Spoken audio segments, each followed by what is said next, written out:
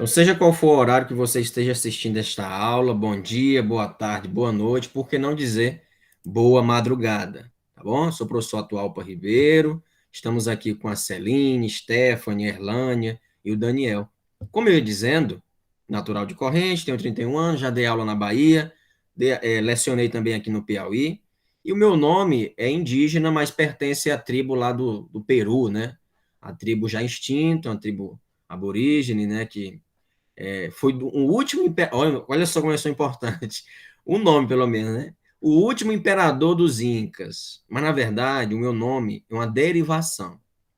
Meu nome é uma derivação. Derivação de quê? É uma derivação de Atahualpa. É mais difícil ainda, né? Atahualpa. Se você procurar na internet, Atahualpa. Atahualpa foi um rei, né? Um imperador da tribo dos Incas. Compartilhar aqui a tela para vocês entenderem um pouquinho da história do nome do prof. Compartilhando aí para vocês, só um instante. Olha, como vocês estão vendo, é isso aqui, ó. Atahualpa, né? Atahualpa ou Atuhalpa do século XVI, tá vendo aqui? Século XVI ele nasceu.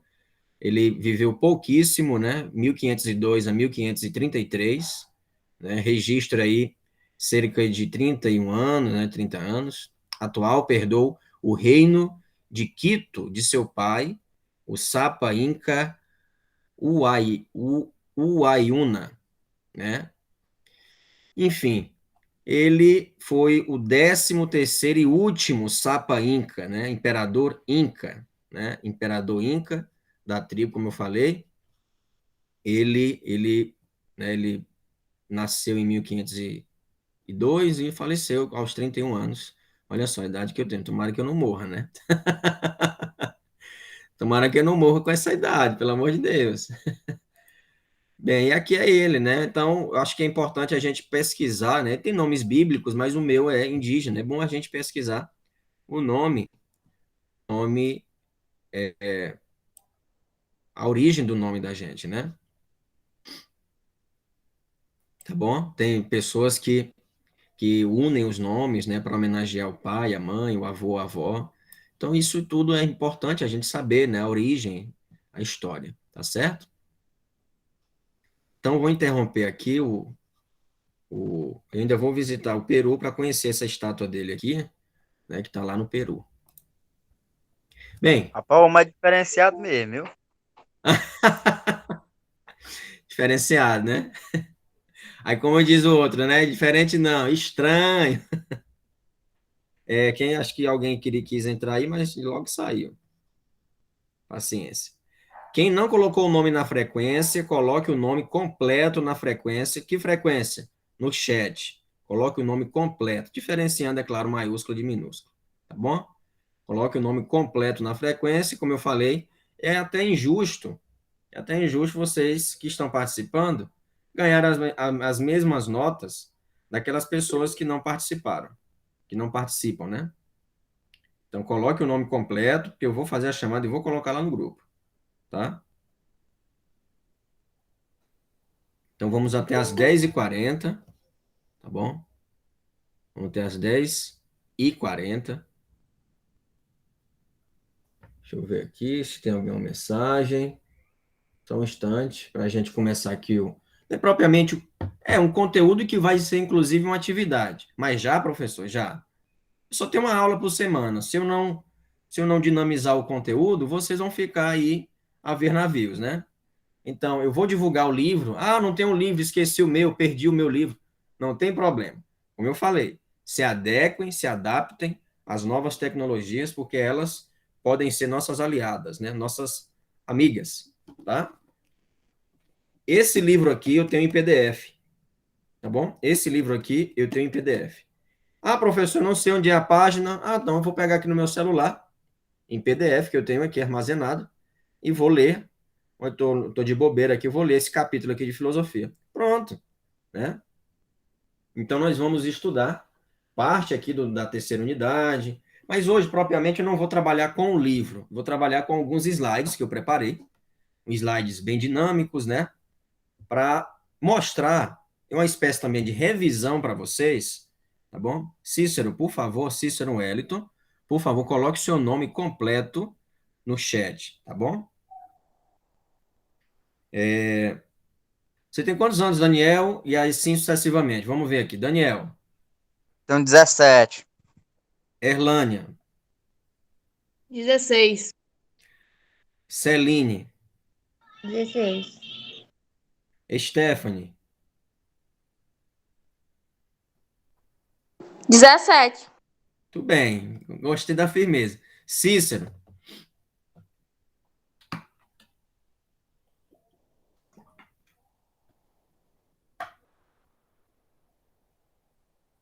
vou fazer 20, sexta-feira 13. Que bom, legal.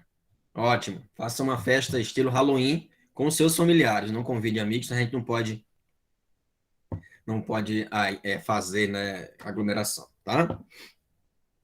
Mas logo, logo vocês vão tomar vacina. O governo já até falou, né, sobre a vacina. Tome a vacina, tá? Não deixa para amanhã, não. Tá bom? Então nós estamos aqui, deixa eu ver. Tá, estamos aqui, né? Ninguém mandou mensagem no grupo. Como eu disse, eu vou divulgar o livro no grupo. A atividade no grupo, tá? O Google Sala de Aula eu não tenho acesso ainda, tá? Quando eu tiver acesso, eu atualizo lá, tá bom? Ah, e eu posso enviar atividade como? Pelo WhatsApp no privado, tá bom? Você manda a atividade no WhatsApp pelo privado. Você pode até mandar digitado mesmo, tá? Não é obrigatório você escrever à mão e fotografar e mandar, não, tá? Pode digitar o texto, que é uma produção de texto, tá bom? Digita e envia no próprio WhatsApp em formato de texto, tá bom? Vocês entenderam, né?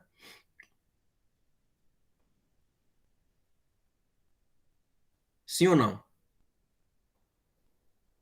Sim. Pronto. E aí você diferencia os parágrafos, né? Para não ficar aquele bife, aquela coisa grande, né? Aí você divide, né? Primeiro parágrafo, segundo parágrafo, né? Mais para frente eu posso até dar um exemplo aqui de como vocês podem fazer, tá bom? Mas vamos, passado assim essa apresentação, esses 10 minutinhos iniciais, vamos agora compartilhar os slides.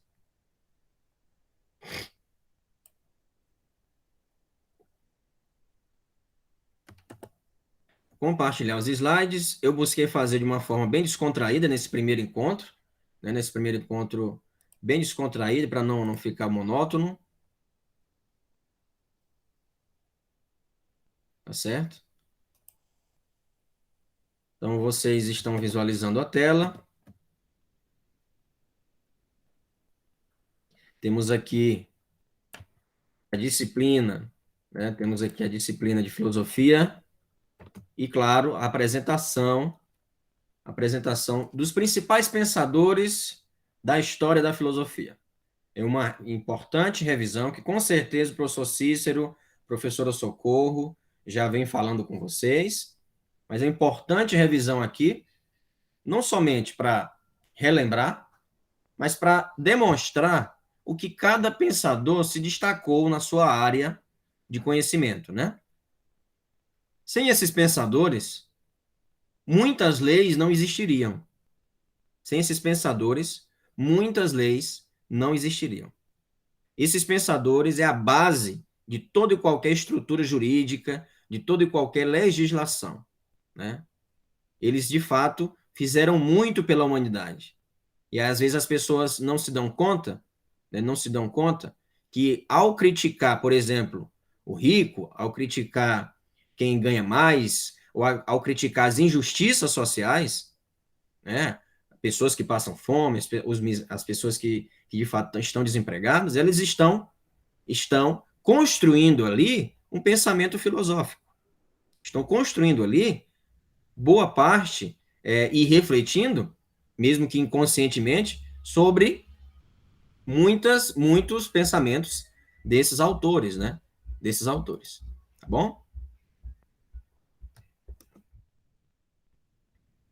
Então, como vocês podem perceber,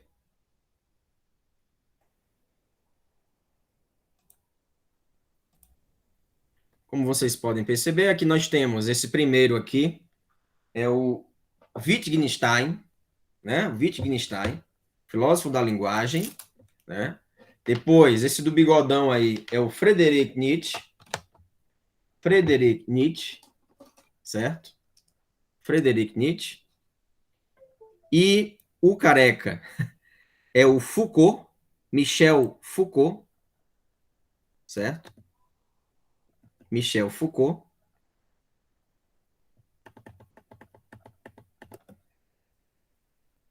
Michel Foucault. Recapitulando, esse aqui, né? Vou pegar aqui uma caneta que fica melhor para a gente ver. Esse aqui é o Wittgenstein, ele fez, né, parte de uma estrutura, né, de uma corrente filosófica que fala sobre a linguagem. Esse aqui é o Sartre, que ele vai falar sobre, é um francês. Este aqui, o Wittgenstein é um austríaco. O Sartre. E esses pensadores vocês podem utilizar em redação também, né, em redação. E para discutir com, né, com as pessoas, para conversar também, tá? E para se tornar um ser humano melhor. Esses pensamentos nos ajudam a nos tornar seres humanos melhores. Então, Sartre vai falar sobre o existencialismo, né? O existencialismo que nós devemos nos construir. Ninguém nasce pronto, ninguém nasce com essa essência, né, que costumam dizer. Para Sartre, isso é a ideia dele, nós vamos nos construindo, né, nos construindo ao longo das nossas experiências, ao longo da nossa vida. Esse aqui é Nietzsche, Friedrich Wilhelm Nietzsche, é um alemão, onde vai falar sobre o Übermensch. Não é o Superman, né? A tradução é Superman, né? Mas não é o Superman da televisão, aquele norte-americano, não. O Übermensch aqui é para além do bem e do mal. As pessoas não ficam presas a conceitos, né? As pessoas não ficam presas a juízos de valor. Ah, você é bom, ah, você é mal. Nós temos que ir além desses juízos de valor, desses pré-conceitos, né? O pré-conceito que vem antes do conceito. Então devemos ir além disso, né? Devemos ser não superiores com arrogância, não, mas penso que com humildade, né? Não com falsa humildade também, parecer um coitadinho, nada disso, mas com humildade procurar ser mais do que isso. Ah, fulano de tal falou de mim. Ah, paciência. Eu não vou ligar para isso, eu não vou. Tem pessoas que ficam procurando, né? Tem pessoas que ficam ressentida com o que o outro falou. Tem pessoas que ficam remoendo, magoadas. Vamos tocar o barco, né? Eu sempre costumo dizer, liga o dane-se. Liga o dane-se. Ah, falou de mim? Ah, paciência. Paciência, eu não vou ligar para isso não, pé. Se quiser falar de mim, fale. Eu costumo dizer, eu fale bem ou mal de mim, o importante é estar na mídia. Não é verdade? Né não? Então, oi? Né não, mano? Ora, mas rapaz, é isso mesmo. Então não vamos ligar porque as pessoas pensam, me criticou ali, eu fiquei ofendido. Tá, realmente, às vezes a gente sente, a gente é ser humano. Mas logo passa, vamos. O tempo vai cuidar dele. O tempo vai cuidar dessa pessoa, desse comentário aí, e bola para frente. Tá? Então, Nietzsche, esse do bigode aqui, tem uma filosofia bem livre, né? Bem, sabe, de não nos apegarmos a pequenas coisas, pequenez, né? Essas coisas miúdas. Nada a ver. Então, devemos ser grandes. E Foucault vai falar sobre a loucura, né? Ele vai falar sobre o biopoder, sobre a loucura, sobre a história da loucura durante toda a história da humanidade, né? Durante toda a história da humanidade. E ele vai falar que, olha, durante toda a história da humanidade tivemos diferentes tipos de loucura, diferentes tipos de louco. O louco para Foucault é aquela pessoa que, ou para Foucault e para a história também, claro, ele vai refletir sobre isso, sobre os tipos de louco, né? Ele vai dizer que, olha, é aquela pessoa que não se adequa a um padrão, né? Não se adequa a um padrão, certo? É aquela pessoa que de fato ela não tem essa noção, né, de, poxa, eu vou me adequar ao seu modelo de viver. Aí, se eu não me adequar ao modelo da sociedade, logo as pessoas vão dizer o quê? Vão dizer o quê? Podem falar, fica à vontade, não precisa abrir a câmera, não. Pode falar. Vão dizer o quê? Quando a gente não se adequa a um padrão. Quando a gente não se adequa a um estilo de vida, à sociedade. Quando a gente não se adequa à sociedade. As pessoas apontam e dizem o quê sobre a gente?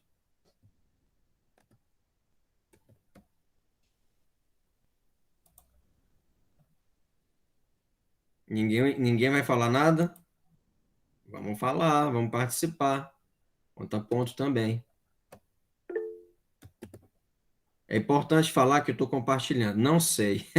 Por exemplo, Erlane, você que está aqui estudando filosofia, e aí você vai, enfim, participar de um evento, enfim, ou então até mesmo, né, conviver com determinadas pessoas.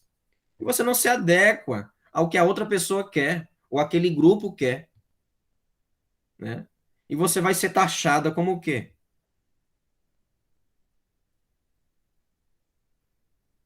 Você vai ser julgada como quem? Hein? Sem cultura também. Que mais? Quando eu não me adequo a determinado padrão, quando eu não me adequo a determinado modelo. Além, as pessoas costumam apontar, o maluco é louco, né? Aí, quando a pessoa chega de havaiana ou de chinelo em determinado local, mais simples, as pessoas já olham, já julgam, né? Outras estão mais armadas, mais chiques, e ela não quis se adequar àquele determinado padrão. Ou então, quando a pessoa pensa diferente de você, não se adequa vamos dizer assim, ao que você está pensando, nós já olhamos para ela e achamos que ela é o quê?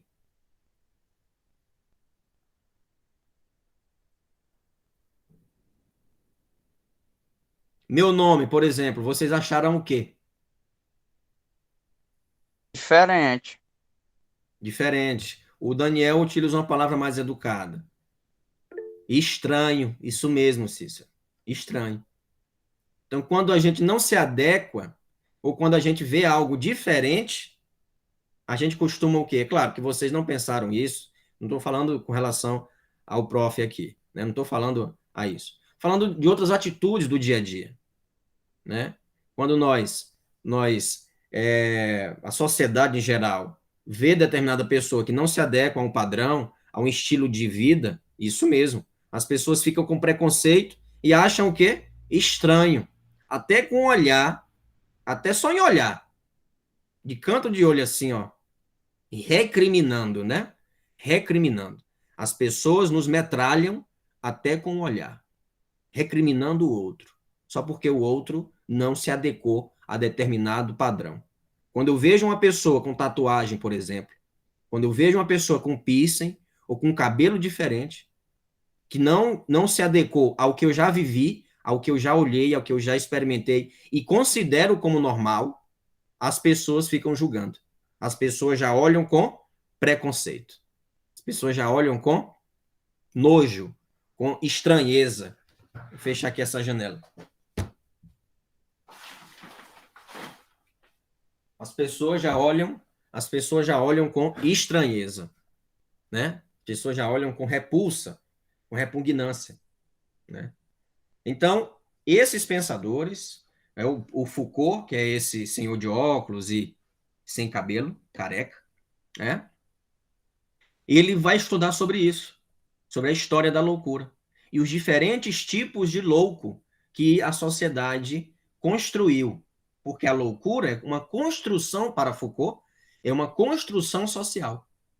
É uma construção social, né? Ou seja, as pessoas dizem, as pessoas apontam que fulano e cicrano é louco. Mas, na verdade, ele só tem um modo diferente de enxergar a vida, né? Só tem um modo diferente de enxergar a vida. Só tem um modo desigual, ou seja, diferente do seu, de enxergar o viver, enxergar a existência. Tá bom?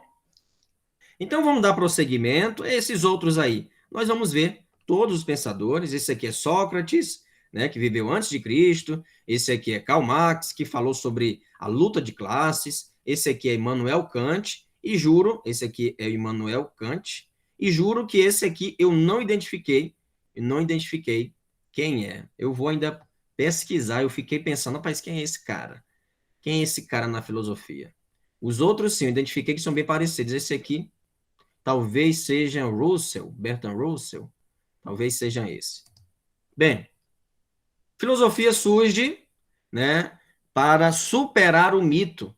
Né? A filosofia surge para superar o mito. O mito é o quê? O mito é uma história para explicar determinado fato. O mito é uma história para explicar determinado fato, determinada construção social, né?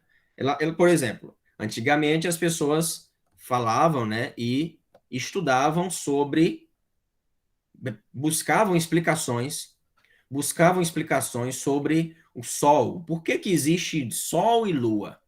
Por que que existe a água? Por que que existe, enfim, de onde vem a água? Por que que as plantas nascem? Por que que... E aí, como não tinham explicações, estudos científicos, essas pessoas começaram a criar lendas, começaram a criar histórias, começaram a criar histórias. E aí, por que que existem guerras? Por que que existem tantas pessoas diferentes? Por que que existem... Essas perguntas não tinham conhecimento científico nesse período. E por isso, eles começaram a criar histórias, como vocês conhecem. Saci, o Curupira, o protetor da floresta, o Saci, né, o arteiro, o que prega peças, né, a Cuca, a Yara, né? Todas essas lendas expressam um tipo de explicação, né? Um tipo de explicação, tá bom? Então, mas não podemos desprezar o conhecimento do mito. Não podemos desprezar. Por quê, professor? Porque o conhecimento, o que o mito traz para a gente, pode servir como lição. Pode servir como lição. E vamos estudar também algumas histórias, alguns mitos, e vamos refletir juntos aqui em sala de aula. Tá bom? Vamos refletir juntos aqui em sala de aula. E eis que surge a filosofia, com Tales de Mileto. Né? A maioria desses filósofos, antigamente, eram também matemáticos, eram também físicos, né? Cientistas também. E surge o mito para ir contra a filosofia, para ir contra esse pensamento fabuloso, né? Esse pensamento de muitas, vamos dizer assim, divagações, né? Muita fantasia. Tá? Depois vem o período medieval, né? Período antigo, Sócrates, Platão, Aristóteles. Depois vem o período medieval com São Tomás de Aquino, Agostinho, Boécio. Em seguida vem o Renascimento, a Idade Moderna, com Maquiavel, com Hugo Grocio, com Rousseau, Locke, Montesquieu, Hobbes, e, claro, a idade contemporânea, que começa ali com Immanuel Kant, e aí, claro, tem a Escola de Frankfurt, né, tem o Voltaire, tem a Escola de Frankfurt, tem Adorno, Horkheimer, Habermas, todos esses pensadores contribuíram de maneira muito significativa para a história da humanidade. Então, esse foi a história da filosofia. Esses são os períodos gerais, né, períodos gerais da filosofia. Então, nós temos o mito, que é o marco inicial, vamos dizer assim, o pontapé, e podemos, sim, filosofar, podemos questionar essas histórias e tirar lições preciosas dessas histórias. Tá? Temos a filosofia antiga, com Sócrates, Platão e Aristóteles. Temos o helenismo, que são várias correntes de pensamento. São várias correntes. Esses slides eu vou distribuir no grupo, tá? Esses slides eu vou entregar para vocês também lá no grupo. Tá bom? Então baixem no computador, no celular e guardem. É muito importante. Pode ser, inclusive, matéria de prova. Tá bom? Então, o helenismo, temos o ceticismo, temos o pirronismo, temos o epicurismo, tá certo? O renascimento, como diz aqui, ó, renascimento, vai renascer. Quem que vai renascer? Renascer o quê, ó?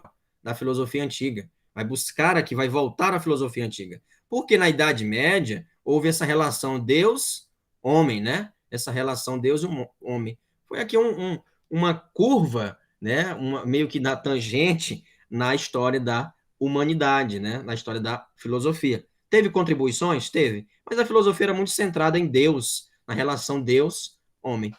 Na Idade Moderna, nós já vamos ter aqui a razão, né, o pensamento mais racional, né, um pensamento mais racional, mais, né, vamos dizer, mais científico. E na Idade Contemporânea, da mesma forma. Mas aqui começam também questões como a natureza, né, questões como a justiça, de maneira mais contundente, de maneira mais apropriada, tá certo? Em seguida, vamos apresentar. Esse é o símbolo da filosofia. Pode ser dessa, é uma letra grega, pode ser desse modo ou desse modo também, tá? Ou desse modo também, certo? Esse pode ser o símbolo utilizado para a filosofia. Então, por isso que se eu estiver escrevendo, colocar esse símbolo é para resumir a palavra filosofia. Aqui é o F em grego, tá bom? Aí o período pré-socrático, como nós já falamos, período pré-socrático, ficar aqui de olho no horário. Período pré-socrático. Por que pré-socrático? Vem antes de Sócrates, né? Vem antes de Sócrates. Então aqui nós estamos na primeira fase, no primeiro período da filosofia antiga, que é dividida em dois. Período socrático até em três, né? Alguns historiadores falam. Período socrático, pré-socrático, período socrático e período helenístico. Helenístico, tá? Como nós vimos aqui. Período socrático, qual era a base da filosofia? A base da filosofia, o alicerce desse período tem como fundamento os princípios naturais, né? Os elementos, melhor dizendo, os elementos naturais, né? Por exemplo, Tales de Mileto, ele diz, olha, o elan vital, né? O elan vital, a arqué, a base de toda a filosofia, de toda a vida, é a água. Tem muita razão que ele falou, né? Anaxímenes, por exemplo, vai falar que a base é o ar. O fundamento de tudo na Terra é o ar. Heráclito vai dizer que é o fogo, porque o fogo muda, é o movimento, é o devir, tudo que o fogo toca, ele transforma aquela determinada substância, certo? Já Demócrito vai falar que é o átomo, né? Parmênides vai falar que é o ser é e o ser não é, tudo permanece. Já Heráclito, esse aqui tiveram tretas, viu? Esses dois aqui entraram em conflito, tiveram aí uma DR, eles dois. Já Anaximandro, de Mileto, vai falar que é o arqué, que é o apeiron, né? Que é o apeiron. Já o Pitágoras vai falar que são os números. Isso aqui você vê em matemática também, em matemática, né? Que são os números. Ou seja, a medida, tudo que você imaginar tem medida. O pé, a língua, a cabeça, o fio de cabelo, o celular, a capa do celular, a medida, é um número, tudo tem número. Então, a base do universo, a base da vida, né, o fundamento do existir são os números, a medida, tá? Então, nós temos aqui Sócrates. Sócrates, que tem como princípio fundamental a método, né, a maêutica. A maêutica é dividida em algumas partes. O que é maêutica? Ele homenageou a mãe dele. A mãe dele era parteira e ele homenageou. Maêutica, que significa arte de parir ideias. Ele fez uma homenagem à mãe, né? Então, maêutica significa o quê? Significa, né, que você, diante de um discurso, diante de uma discussão, de um diálogo, Sócrates não dava respostas prontas. Ele fazia com que a pessoa descobrisse, através do diálogo, as próprias respostas, a própria verdade. Mas não é a verdade que cada um tem, é uma verdade universalizante, né? Universalizante, né? Por exemplo, o que é justiça, o que é belo, o que é o bom, o que é, entende? Ele chegava para você, o que é aquela pessoa é injusta, ele ouvia isso. Tá, mas o que é o que é a justiça? O que é a justiça? Ele chegava para a pessoa e perguntava: você disse que aquela pessoa é injusta. Certo. Mas o que é a justiça? Aí a pessoa ficava calada. Calada, calada. Sim, mas se você não sabe o que é a justiça, como é que você sabe o que é injusto? Eita, aí é um golpe no estômago da pessoa, né? A pessoa fala, você é injusto. O que é a justiça, camarada? O que é a justiça? Não sei. Como é que você está tá dizendo que eu sou injusto? Tá vendo? Então, Sócrates tinha essa habilidade, né? Essa a questão da capacidade de persuadir as pessoas, de realmente poder construir seus próprios argumentos, tá certo? Então, é através do diálogo ele fazia com que as pessoas parissem as próprias ideias. Só sei que nada sei, e o fato de saber me coloca em vantagem. Me coloca em vantagem sobre aqueles que acham que sabem alguma coisa.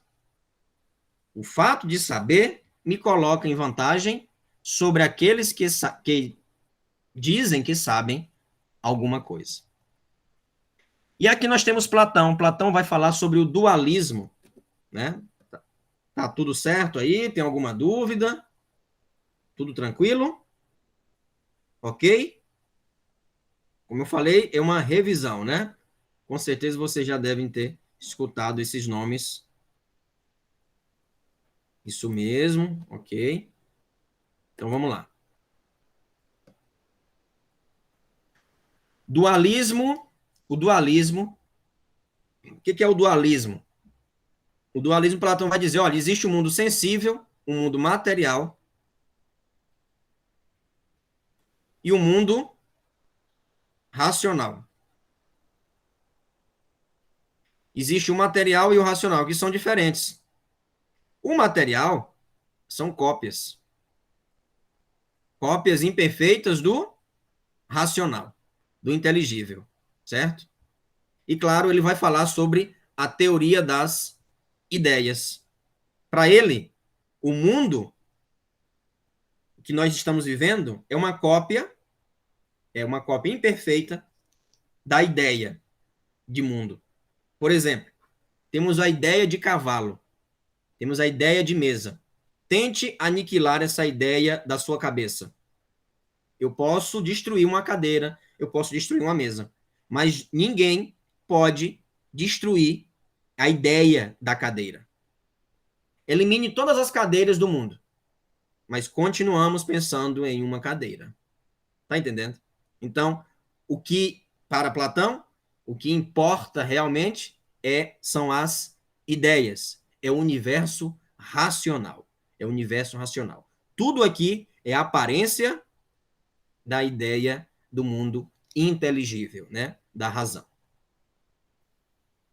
Aristóteles, contemporâneo de Platão, interessante que Platão foi discípulo de Sócrates, Aristóteles, discípulo de Platão. E cada um teve a sua filosofia, cada um teve a sua abordagem de pensamento. Platão, Sócrates não escreveu nada, viu? Eu pego os estudantes assim, às vezes na faculdade, eu digo, quem leu algum livro de Sócrates e tal? Aí eu li, professor. Ah, leu qual? Ele não escreveu nada. Ele não escreveu nada, entendeu? Ele não escreveu nenhum livro. Quem escreveu foi o seu discípulo Platão. Platão escreveu. Tudo que Sócrates é registrado de Sócrates foi escrito por seu discípulo Platão. Certo? E Platão também não só copiou Sócrates, não só redigiu o pensamento socrático, mas sim desenvolveu sua própria filosofia. Certo? E também Aristóteles vai desenvolver sua própria filosofia, tendo como base, é claro, o pensamento de Platão, mas ele foi além do seu mestre. Ele foi além do seu mestre e disse, olha, eu discordo de você, você tem razão em partes. Existe um mundo racional, existe, mas não podemos desprezar o mundo material.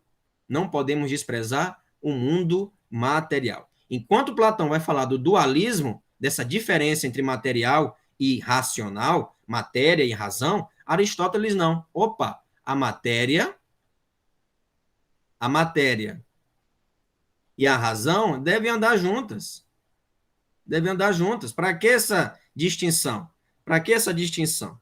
Né? Não pode, não precisa você ter essa rivalidade. Não. o bem, e aí, claro, ele escreveu muito, viu, pessoal? Aristóteles escreveu sobre quase tudo. Se não seria aqui exagerado de dizer que ele escreveu sobre tudo. Ele foi o primeiro biólogo, inclusive, né? Não sei se vocês, com certeza, já estudaram história, a história de Alexandre o Grande, já assistiram até o filme, né? Alexandre Magno, né?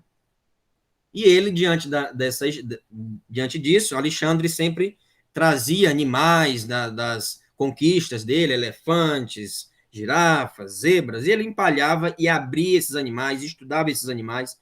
Inclusive tem livros, né, falando sobre as partes, né, de cachorro, de gatos, enfim, tá? Teoria e das plantas também, plantas exóticas, Alexandre trazia para o próprio Aristóteles, que foi seu professor, estudar, pesquisar, né? Então ele escreveu sobre muita coisa, foi um dos grandes cientistas da humanidade, certo? E a teoria dos conceitos, ato e potência, e sobre a lógica. O pensamento lógico surgiu com Aristóteles. A lógica formal surgiu com Aristóteles. Temos aqui também o ato e a potência. Por exemplo, o Daniel em ato homem, em ato ser humano, né? Em ato Daniel. Em potência, o Daniel pode se tornar um professor. A potência é o poder se tornar. Em potência, o Daniel pode se tornar um engenheiro mecânico. Em potência, o Daniel pode se tornar um contador. Em potência, o Daniel pode se tornar um administrador. Entende? Assim como todos vocês que estão assistindo. Desculpa, engasguei aqui com a saliva.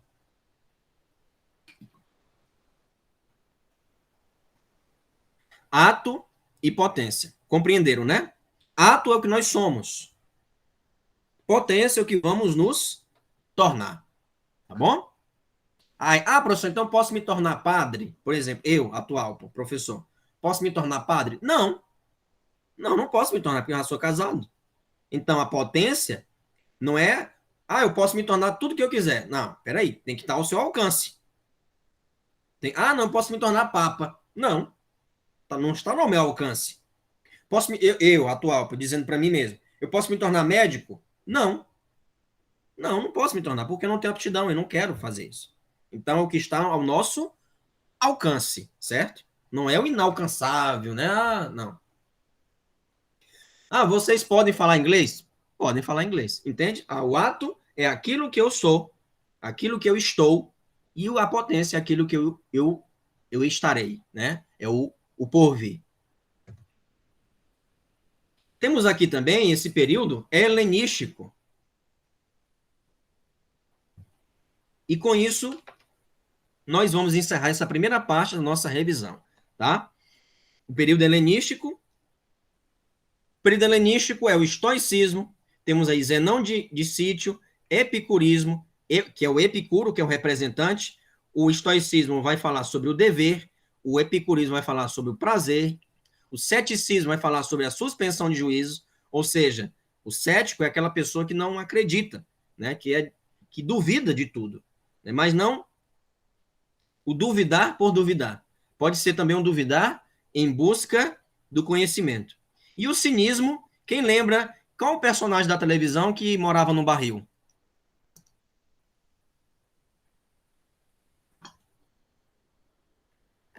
Qual é o personagem da televisão que morava no barril, gente? Ninguém sabe. Quem? Chaves. Isso mesmo, Chaves. Olha aqui, ele foi inspirado, Chaves, para vocês que não sabiam, foi inspirado na filosofia cínica, no cinismo, tá? No cinismo de Diógenes. Mas não tem nada a ver quando a pessoa chega para outra e fala: você é cínico. Não, aí não tem nada a ver. É outro tipo de conceito, né, de entendimento. O Diógenes andava nu, morava em um barril e pregava o desapego material. Pregava também que devemos viver além das convenções sociais. Devemos viver para além dos padrões. Devemos fugir dos padrões e convenções sociais, certo? Dos modelos sociais que a sociedade nos impõe, tá certo? Então, esse é o cinismo, que é de Diógenes de Sinope, tá bom? Então, esse é o período helenístico. tá? O helenismo ou helenismo. Na próxima aula, vamos ver o período medieval e vamos tentar concluir essa revisão para, assim, nos aprofundarmos no capítulo do livro, tá certo? Mas agora eu passarei uma atividade para vocês lá no grupo. Talvez demore um pouquinho, porque eu tenho aula agora, mas fiquem atentos ao grupo, tá? Fiquem atentos ao grupo, que eu passarei uma atividade para vocês. Tá certo, pessoal? Eu também vou divulgar essa aula, tá? Vou divulgar essa aula lá no grupo, porque muitas pessoas não estão vendo, né? Não viram essa aula, tá bom? Combinado?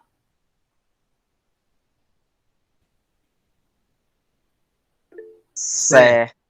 Pois ótimo. Então, bom conversar com vocês.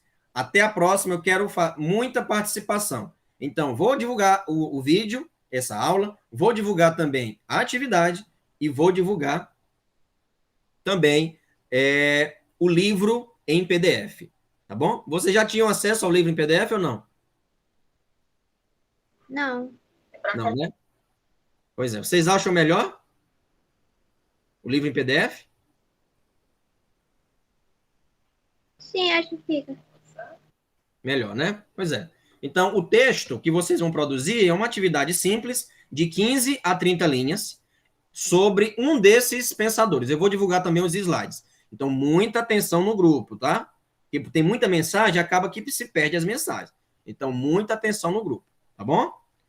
Que aí eu vou divulgar o vídeo, vou divulgar a aula, vou divulgar os slides, vou divulgar o livro e também a atividade, que é para vocês fazerem um texto simples, um comentário simples sobre um desses pensadores, uma dessas frases, um desses pensamentos que nós acabamos de revisar, tá bom?